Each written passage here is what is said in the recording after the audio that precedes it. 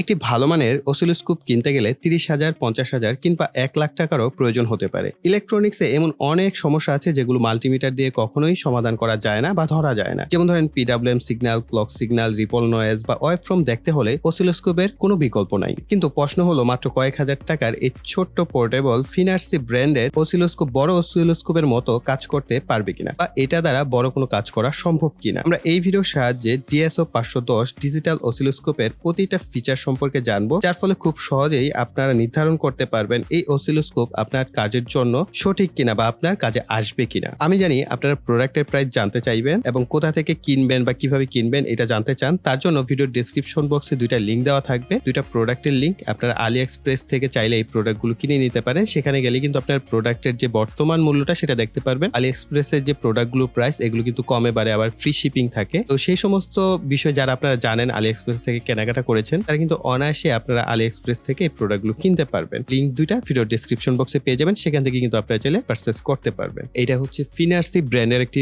Oscilloscope এবং এটা শুধু অসিলোস্কোপ না, এটাকে 2-in-1 প্রোডাক্টও বলা হয়। এই এখানে দেখতে পাচ্ছেন মাল্টি ফাংশনাল 2-in-1 প্রোডাক্ট হচ্ছে এইটা। এছাড়াও এখানে অটো মোড আছে, 8 কাইন্ড অফ প্যারামিটারস মেজারমেন্ট রয়েছে। 10M হচ্ছে ব্যান্ডউইথ, 10M হচ্ছে 10 মেগাহার্টজ পর্যন্ত ম্যাক্সিমাম ব্যান্ডউইথ আপনি এটার সাহায্যে টেস্ট করতে পারবেন। এখানে 10M mini portable handheld oscilloscope বলা হচ্ছে। এর কারণ হচ্ছে এটা কিন্তু একটা রিচার্জেবল প্রোডাক্ট, অর্থাৎ অসিলোস্কোপ আপনারা জানেন যে বড় বড় অসিলোস্কোপ গুলো সরাসরি ইলেকট্রিসিটি থেকে চালাতে হয়, কিন্তু এইটার ক্ষেত্রে আপনি এটাকে পকেটে করে নিয়ে গিয়েও কিন্তু এক এক জায়গায় ব্যবহার করতে পারবেন। এরকম অনেকে হয় না যে আপনার কোথাও সার্ভিসিং এ যাচ্ছেন, সেটা হতে পারে স্মার্টফোন, টেলিভিশন বা এই ধরনের বিভিন্ন জিনিসপত্র হয় ইলেকট্রনিক্স এর। সেই সমস্ত ক্ষেত্রে আপনার ওয়েভফর্ম জানা খুবই গুরুত্বপূর্ণ, যে আসলে ওয়েভফর্মটা প্রপারলি আসছে কিনা বা আপনার সিগন্যালটা প্রপার আসছে কিনা। সেই সমস্ত ক্ষেত্রে টেস্টের জন্য কিন্তু এই ধরনের একটা অসিলোস্কোপ আপনার সংগ্রহে রাখতে পারেন। এটাকে আপনি চাইলে পকেটে করে ক্যারি করতে পারছেন। আর এটার পিছনের দিকে কিন্তু আপনি দুইটা ভাষায়, অর্থাৎ চাইনিজ এবং ইংরেজি দুইটা ভাষায় কিন্তু আপনি এটা স্পেসিফিকেশনটা পেয়ে যাচ্ছেন। এটা খুবই গুরুত্বপূর্ণ যদি আপনি অসিলোস্কোপ ব্যবহার করতে চান।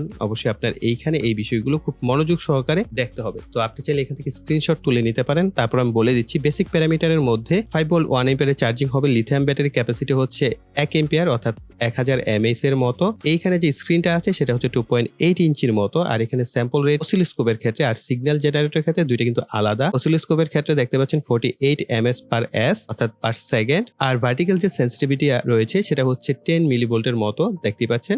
টাইম বেস রেঞ্জ হচ্ছে 50 ন্যানোসেকেন্ড থেকে 20 সেকেন্ড পর্যন্ত। ভোল্টেজ রেঞ্জ হচ্ছে X1 কেবলের ক্ষেত্রে আমি দেখাবো এটা +-40 ভোল্ট পর্যন্ত, আর X10 এর ক্ষেত্রে হচ্ছে +-400 ভোল্ট পর্যন্ত। আর এখানে VPP ভোল্ট রয়েছে, এখানে 800 ভোল্ট পর্যন্ত। আর উপরের কেবল যেটা আছে সেখানে VPP 80 ভোল্ট পর্যন্ত। ট্রিগার মোড আপনি তিনটা পাচ্ছেন, automatic, normal, signal. Trigger edge পেয়ে যাচ্ছেন রাইজিং এজ এবং ফলিং এজ। কাপলিং পাচ্ছেন AC/DC। স্কোয়ার ওয়েভের ক্ষেত্রে আপনার ফ্রিকোয়েন্সি হচ্ছে 1 কিলোহার্টজ পর্যন্ত, ডিউটি সাইকেল 50%, আর অ্যামপ্লিটিউড হচ্ছে 3.3 ভোল্টের মতো। আর সিগন্যাল জেনারেটরের দিকে যদি আমরা দেখি, ফ্রিকোয়েন্সি হচ্ছে সর্বোচ্চ আপনি 50 কিলোহার্টজ পর্যন্ত টেস্ট করতে পারবেন, অর্থাৎ আউটপুট নিতে পারবেন। ডিউটি সাইকেল হচ্ছে 0 থেকে 100%।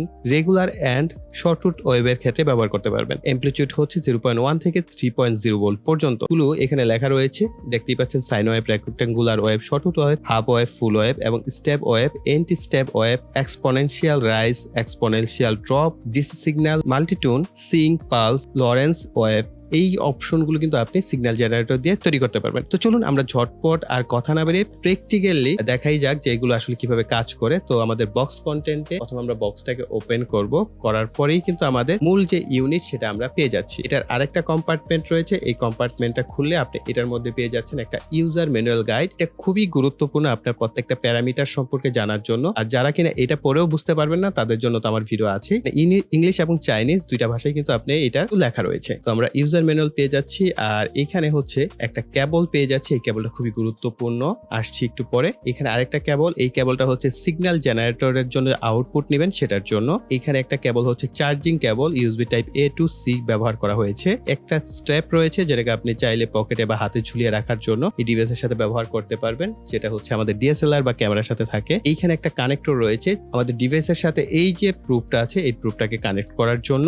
আর ভিতরে কোনো কিছু নাই, জাস্ট একটা ফিনার্সি ব্র্যান্ডের একটা স্টিকার রয়েছে। এই হচ্ছে আমাদের মূল ইউনিট। দেখতেই পাচ্ছেন বেশ বড়সড় একটা ডিসপ্লে রয়েছে, যদিও অসিলোস্কোপের তুলনায় এটা খুবই ছোট সাইজের একটা ডিসপ্লে। আর দেখতেই পাচ্ছেন যে আমার হাতের মধ্যে, অর্থাৎ আমার হাতটা কিন্তু খুব বড়সড় হাত না, এই হাতের মধ্যেই কিন্তু এটা যাচ্ছে। এত ছোট্ট একটা ডিভাইস, এটা নাকি অসিলোস্কোপ। যাই হোক, আমার কাছে এগুলো খুবই ইন্টারেস্টিং প্রোডাক্ট। আর এখানে দেখতে পাচ্ছেন ডিএসও কেবল। এটা হচ্ছে আপনি যখন অসিলোস্কোপ দেখতে যাবেন, অর্থাৎ সিগন্যাল নিতে যাবেন, তখন ডিএসও পোর্ট ব্যবহার করবেন। ডিডিএস হচ্ছে আপনার যখন কিনা সিগন্যালটা আউটপুটে নেবেন, অর্থাৎ সিগন্যাল জেনারেটর হিসেবে ডিভাইসটাকে ব্যবহার করবেন সেটার ক্ষেত্রে। আর এখানে একটা ক্যালিব্রেশন অপশন রয়েছে, এটার মাধ্যমে হচ্ছে ক্যালিব্রেশন করা যায় পিডব্লিউএম সিগন্যালকে।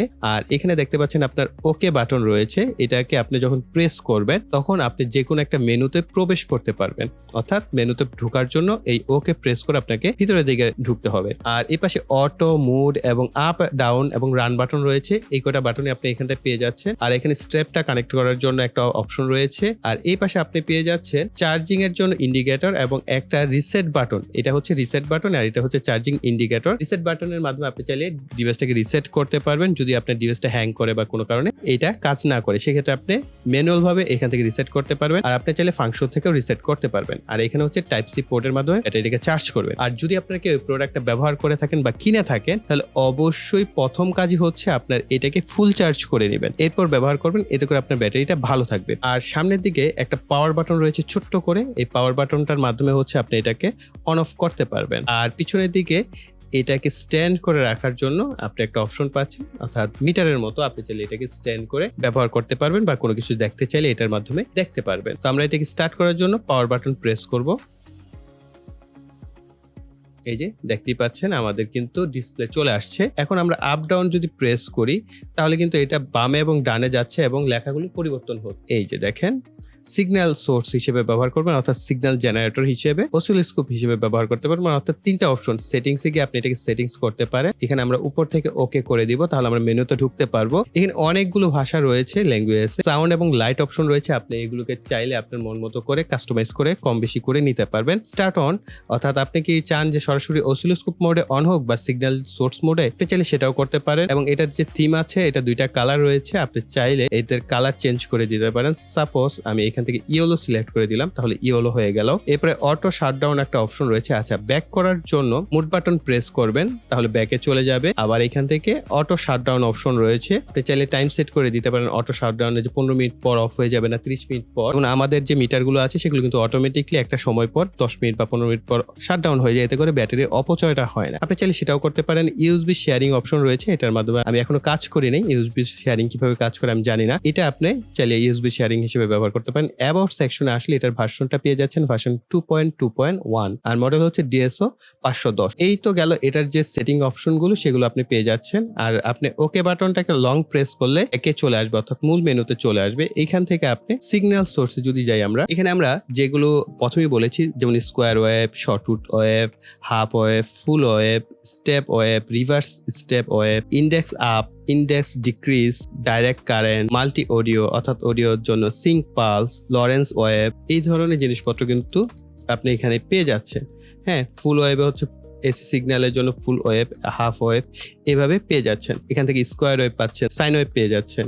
ওকে, তো আমরা এখান থেকে সাইন ওয়েভে যদি রেখে ব্যাক করি, আমরা কিন্তু সাইন ওয়েভ সিগন্যালটা রেখেই ব্যাক করছি। আমরা এরপরে পরবর্তী অপশনে যাচ্ছি, অসিলোস্কোপ অপশন, এটাকে আমরা সিলেক্ট করে দিচ্ছি। তো আমাদের এই অসিলোস্কোপ অপশনে কিন্তু বেশ কয়েকটা অপশন রয়েছে। আমরা যদি উপরের দিকে প্রেস করি, তাহলে আপনি এখানে দেখতে পাবেন 2 ভোল্ট, 5 ভোল্ট, 10 ভোল্ট পর্যন্ত কিন্তু আপনি এখানে মেজারমেন্ট করতে পারছেন। আপনি আপনার অনুযায়ী ভোল্টেজ এখানে সিলেক্ট করতে পারছেন। মোড অপশনে যদি আপনি প্রেস করে রাখেন, এইখানে প্রত্যেকটা জিনিস আপনি আপনার মন মতো করে কাস্টমাইজ করতে পারবেন, বড় অসিলোস্কোপের মতো করে। হ্যাঁ, এখানে প্রুভ অপশন আছে, আপনি X1 ইউজ করছেন না X10, এটা আপনাকে সিলেক্ট করে দিতে হবে। আপনি কাপলিং কি এসি না ডিসির জন্য করছেন, মোড কি আপনি নর্মাল রাখছেন, অটো সিগন্যাল, আমি অটো রাখছি। এজের ক্ষেত্রে আপনি কি আপ এজ না ডাউন এজ ব্যবহার করবেন, সেটা আপনি সিলেক্ট করে দিতে পারছেন। আপনি যদি উপরের যে এটা আছে, এটাকে ডানে বামে করেন, তাহলে ডান বামে আপনি মুভ করতে পারবেন। ডিউটি সাইকেল আপনার কিরকম হবে, প্লাস মাইনাস ক্ষেত্রে এ অন থাকবে না অফ থাকবে, ভি ম্যাক্স এর ক্ষেত্রে ভি আরএমএস কত হবে, ভি ভিনি কত হবে, এভারেজ কত হবে। হ্যাঁ, তো আপনারা যারা অসিলোস্কোপ সম্পর্কে ন্যূনতম ধারণা রাখেন, জানেন যে এই সমস্ত প্যারামিটার গুলো কিন্তু আপনাকে সেট আপ করে নিতে হয়। আর এখানে হচ্ছে পারসিস্ট হচ্ছে আপনার অফ রাখবেন না 50 মিলি সেকেন্ড দিবেন না 1 সেকেন্ড দিবেন না ইনফিনিটিভ দিবেন, সেটাও আপনি এখান থেকে সিলেক্ট করতে পারবেন। আর আপনি যদি চান সিগন্যালের একটা ইমেজ সেভ করে রাখতে, আপনি যে সিগন্যালটা তৈরি হয়েছে সেই সিগন্যালটা নিয়ে পরবর্তী পরবর্তীতে কাজ করবেন, চাইলে আপনি সেই ইমেজটাকে এখানে সেভও করে রাখতে পারবেন। ওকে, তো আমি ব্যাক করে যাচ্ছি। আমরা অসিলোস্কোপ মোডে আছি। কেবলটারও দেখেন একটা মডেল নাম্বার রয়েছে 6020 20 megahertz X10 X1 X10:600 volt peak cat 2 IEC 1010। তো এইটা কিন্তু এটা ডিটেলস সহ লেখা রয়েছে এবং এটার মেজারমেন্ট ক্যাপাসিটিও রয়েছে। এইটার মধ্যে মুড অপশন রয়েছে, আপনি X1 এবং X10 অর্থাৎ 1x বা 10x মোডে আপনি সিলেক্ট করতে চান কিনা এখান থেকে কিন্তু সিলেক্ট করতে পারবেন। পাশাপাশি কিন্তু আপনার ওই যে ভিতরে আমরা 1x এবং 10x এর যে মোড দেখতে পেয়েছি সেখান থেকে আপনি চেঞ্জ করে দিতে পারবেন। আর এইটার মধ্যে ইন্টারেস্টিং হচ্ছে এটাকে নিচের দিকে ধাক্কা দিলে বস্যির মতো একটা নবের মতো আসে, এটা দিয়ে হচ্ছে আপনি ক্লিপ করে রাখতে পারবেন। কোনো কম্পোনেন্টের লেগের সাথে যদি আপনি ক্লিপ করতে চান এটা কিন্তু খুব সুন্দরভাবে করা যায়, আবার এটাকে ছেড়ে দিলে ভিতর দিকে চলে যায়। এটার সাথে যে কানেক্টরটা অর্থাৎ আমাদের DSO 510 এর সাথে কানেকশন করতে হবে, এটাকে হচ্ছে এরকম ভাবে এটার ভিতরের দিকে দিয়ে আপনার একটু চাপ দিতে হবে আর এই জিনিসটাকে ঘুরিয়ে অ্যাডজাস্ট করে ফেলতে হবে, তাহলে এটার সাথে এটা সুন্দরভাবে কানেকশন হয়ে যাবে। আমাদের এই ডিভাইসের সাথে কানেকশন করার জন্য প্রক্রিয়া হচ্ছে আমরা এই ডিজিটাল সিগন্যালের যে পিনটা আছে এটাকে সাথে আমরা এটাকে কানেকশন করে দিলাম আর আমাদের অসিলোস্কোপটাকে আমরা এইখানে কানেকশন করে দিব অর্থাৎ এই কেবলটাকে। এখন আমরা যদি সিগন্যাল দেখতে চাই, যেমন আমরা অলরেডি কিন্তু এটাকে সাইন ওয়েভে সেট আপ করে রেখেছিলাম, তো আমরা সাইন ওয়েভ সিগন্যালটা পাই কিনা এটার জন্য আমরা কালোর সাথে কালোটাকে কানেকশন করে দিব, এলিগেটর ক্লিপটাকে, আর এইখানে যে পিনটা আছে এটার সাথে লালটাকে আমরা কানেকশন করে দিব। এই যে এখন আপনারা দেখতে পাচ্ছেন এখানে কিন্তু আমাদের সাইন ওয়েভ সিগন্যাল জেনারেট হচ্ছে, pure sine wave signal generate হচ্ছে কি আমাদের সিগন্যাল জেনারেটরের মাধ্যমে, আর সেটাই আমরা এখানে দেখতে পাচ্ছি। এটাকে আপনি চাইলে এই যে আমাদের ভোল্টেজ রেঞ্জের মাধ্যমে আপ ডাউন করে এটাকে আপনি অ্যাডজাস্ট করে নিতে পারবেন এবং ফ্রিকোয়েন্সি আমি 50 হার্টজ সিলেক্ট করে দিয়েছিলাম, যার কারণে কিন্তু 50 হার্টসে আমাদের ফ্রিকোয়েন্সিটা জেনারেট হচ্ছে। আমরা এখান থেকে যদি ব্যাক করে মেইন অপশনে যাই, সিগন্যাল জেনারেটর অপশনে যাই, আমরা এখান থেকে যদি ওকে বাটন প্রেস করি তাহলে আমরা এখান থেকে কিন্তু আমাদের যে ফ্রিকোয়েন্সি আছে, হার্টজ আছে, এমপ্লিটিউড আছে, এগুলোকে আমরা সেট আপ করে নিতে পারবো। আবার ব্যাক করার জন্য আমরা এটাকে লং প্রেস করব। আমরা এখান থেকে এখন স্কোয়ার ওয়েভ না শর্ট ওয়েভটা জেনারেট করে দেখি, আমরা এটাকে লং প্রেস করে বের হয়ে যাই, আমরা আবার আমাদের অসিলোস্কোপ মোডে ইন করি। এই যে দেখেন এখন আমাদের করাতে দাঁতের মতো সিগন্যাল কিন্তু জেনারেট করা হচ্ছে এবং এই প্রত্যেকটা জিনিসই কিন্তু আপনি ক্যালিব্রেশন করতে পারবেন। আচ্ছা, একটা খুবই গুরুত্বপূর্ণ একটা বিষয় এখন আপনাদের সাথে শেয়ার করতে চাচ্ছি, সেটা হচ্ছে এই যে অসিলোস্কোপটা, এটা দিয়ে যেহেতু বলাই হচ্ছে আপনি X10 কেবল যদি ব্যবহার করেন তাহলে আপনি 400 ভোল্ট পর্যন্ত মেজারমেন্ট করতে পারবেন। তাহলে আমরা আমাদের এই যে ডিসি সকেট রয়েছে সরাসরি অর্থাৎ বাসাবাড়ির যে এসি মেইন লাইন, সেইখানে আমরা যদি আমাদের কেবলটাকে সরাসরি ইন করে দিই অর্থাৎ আমাদের এই অসিলোস্কোপের কেবল ইন করে দেই তাহলে আমাদের ডিভাইসে কোনো সমস্যা হবে কিনা এই বিষয়টা না আমি এখন পর্যন্ত অ্যাকুরেটলি জানতে পারি নাই যে, এবং দেখিও নাই যে কেউ প্র্যাকটিক্যাল ভাবে এই ডিভাইসটা দিয়ে এসি 220 ভোল্ট টেস্ট করছেন বা চেক আপ করছেন, যার ফলে আমার ভিতরে কিন্তু কনফিউশন রয়ে গেছে এবং আমি চাচ্ছি না এত সুন্দর কিউট ডিভাইসটা কোনো ভুলের কারণে নষ্ট হোক। আমি ChatGPTর সাথে কথা বলেছি, সে বলেছে যে এই ধরনের ছোটখাটো ডিভাইস দিয়ে সরাসরি এসি 220 ভোল্ট চেক না করাই ভালো, এতে ডিভাইস ক্ষতিগ্রস্ত হতে পারে। তাই আমি রিস্ক নিচ্ছি না। যদি কোনো প্রিয় ভাইরা ব্যবহার করে থাকে না এর ইতিপূর্বে এই ডিভাইসটি, তাহলে আপনি হয়তো জানেন, তাহলে আমাদেরকে কিন্তু কমেন্ট সেকশনে জানালে যারা এটা পারচেস করবেন বা এই ভিডিওটা দেখছেন তারাও কিন্তু আপনার কাছ থেকে সেই বিষয়টা শিখতে পারেন। আর যদি আপনার টেস্ট করারই হয় তাহলে হচ্ছে আপনি একটি ট্রান্সফরমার ব্যবহার করবেন। এসি 220 ভোল্ট লাইন থেকে আপনি 6 ভোল্টের একটা ট্রান্সফরমার ব্যবহার করতে পারেন, 12 ভোল্টের একটা ট্রান্সফরমার ব্যবহার করতে পারেন। এতে করে আপনার ভোল্টেজটা ডাউন হয়ে গেল এবং আপনার ডিভাইসটি কিন্তু সেফলি আপনি ব্যবহার করতে পারছেন। আর এই অসিলোস্কোপ বিষয়ে যদি আপনারা আরো জানতে চান তাহলে অবশ্যই প্রিয় ভাইকে কমেন্ট সেকশনে জানাবেন, বা আপনারা যা জানেন সেটা কিন্তু প্রিয় ভাইকে কমেন্ট সেকশনে জানাতে পারেন। তাহলে আমরা এটার উপর সেপারেটলি আরেকটা ভিডিও নিয়ে আসবো যদি আপনারা চান তাহলে। সো প্রিয় ভাইরা, এই ছিল আমাদের সম্পূর্ণ ভিডিওটি। আই থিঙ্ক ভিডিওটি আপনাদের কাছে ভালো লেগেছে বা নতুন একটা গ্যাজেট সম্পর্কে জানতে পেরেছেন, তার জন্য অবশ্যই ভিডিওতে লাইক, কমেন্ট এবং শেয়ার করবেন। আর যারা এখনো চ্যানেলটিকে সাবস্ক্রাইব করেননি চ্যানেলটিকে সাবস্ক্রাইব করে পাশে বেল বাটনটি অ্যাক্টিভ করে দিবেন পরবর্তী ভিডিওর নোটিফিকেশন পাওয়ার জন্য। তো এই বলে এখানে বিদায় নিব। সকলে ভালো থাকবেন, সুস্থ থাকবেন, টাটা।